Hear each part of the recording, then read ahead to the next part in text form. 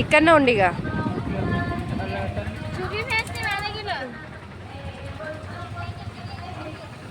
ఒక ఫ్లవర్ మధ్యలో పెట్టు రెడ్ అక్క అని ప్రేమగా పిలుస్తుంది బరాబర్ తీసుకుంటుంది రూపాయి అస్సలు అక్క కానీ ప్రేమగా అక్క పెడతా అక్క ఎందుకు అక్క ఇయ్యక్క అని చెప్పి మళ్ళీ మాట అక్క అక్క అంటది